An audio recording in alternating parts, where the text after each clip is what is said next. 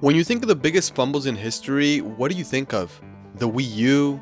The Virtual Boy? How about the Ouya? Yes, how many of you remember that one? What comes to mind for me is the PS Vita, because in my opinion the PS Vita had so much potential to be a phenomenal console if it only got the support it deserved. One of the best portable consoles of all time, hands down, no questions asked, is the PSP.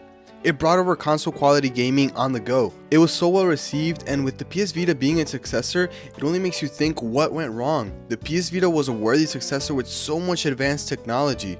It fixed a major issue for a lot of players by introducing dual analogs.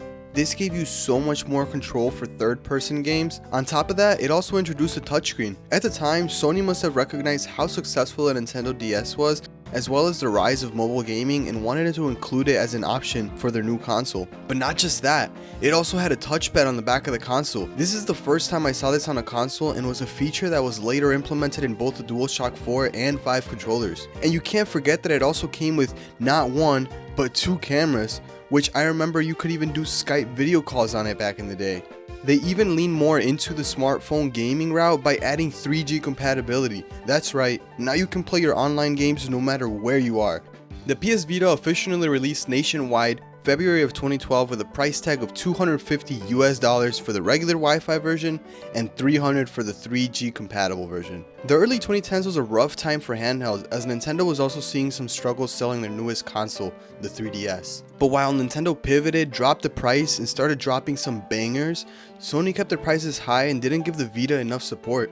Don't get me wrong, Sony did drop some phenomenal first-party titles like Uncharted Golden Abyss that showcased just what the PS Vita could do, but a few good games wasn't going to all of a sudden spike sales. There needed to be some pivot. Another reason why this console was a hard sell for so many was the use of memory cards. You see, I grew up with a PSP and remember playing my games one at a time due to the fact that I didn't have a memory card. They weren't crazy expensive, but to 12-year-old me, I'd much rather buy one or two used PSP games than spend $20 on a memory card for the PSP. I eventually bought one later on after saving some allowance, but this is an issue that none of my other handheld consoles had. Now, when you look at the Vita, they didn't use regular SD cards, but their own proprietary specific type of card, which was ridiculously expensive for the amount of storage that they had.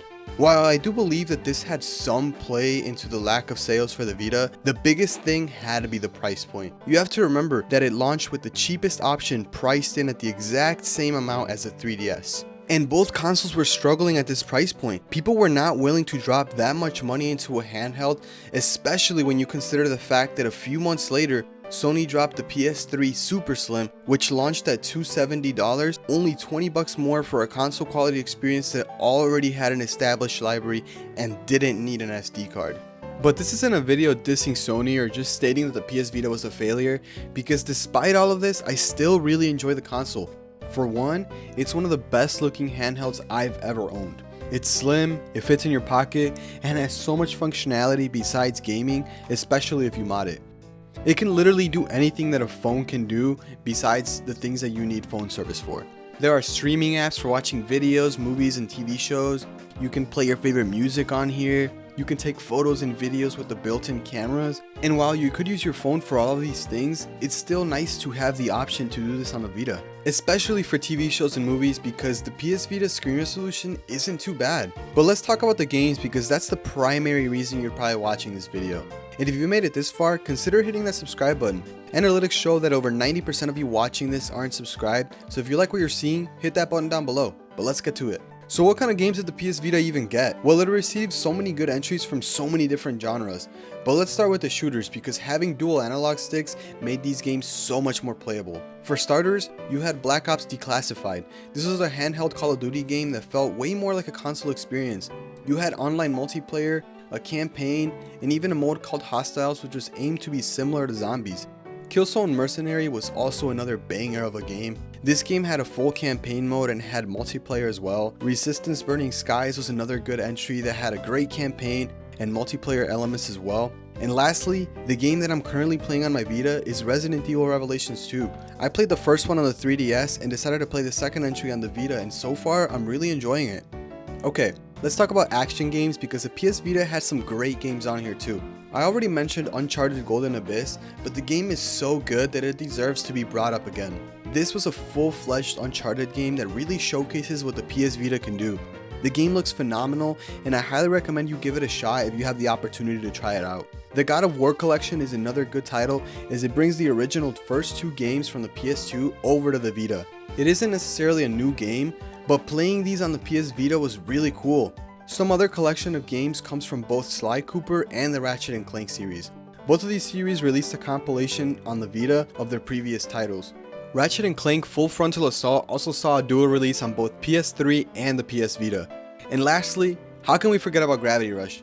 This game had such a unique concept that I have never seen before in another video game, I guess besides like Mario Galaxy in a way. But this game was just so unique. With the help of your cat friend, you can shift and move around gravity to help you traverse through the city and take out enemies. It's just such a unique concept. But if none of these games are your cup of tea, that's fine. We still have so much more to cover. Moving on to platformers, we have Little Big Planet on the PS Vita, which is also super cool. Another really unique game is Tearaway, a 3D puzzle platformer with Paper Mario vibes. You also have some great racing games like Need for Speed Most Wanted, Wipeout, and Sonic and All-Stars Racing. There were just so many unique experiences and ports of console games to the Vita that made this console so good. Especially if you're a fan of RPGs and JRPGs, because this console received so many of them. But let's say none of these games interest you, that's fine, because the PS Vita is basically a souped up PSP, meaning that it's also backwards compatible. One of my favorite things about this console is its backwards compatibility. Not only can you play your Vita games, but you can also play your PSP games. This is the reason that I bought the console. My original PSP has seen better days, and I wanted to check out what the PS Vita had to offer and relive some of my favorite titles from the PSP. So it just made sense. You have a full access to all of the Vita library, and on top of that you have an access to the phenomenal library that the PSP has. One of my favorite consoles of all time, by the way. Now, where the PS Vita really shines is in the homebrew department, because the amount of things that you can do here is insane. For starters, there is a way to solve the expensive memory card issue. Turns out that you can buy one of these cards online that goes into the game card slot and works as an SD card adapter. This lets you use regular SD cards on your Vita, which are so much more affordable. So that big complaint that I had at the beginning of the video is pretty much a non-issue.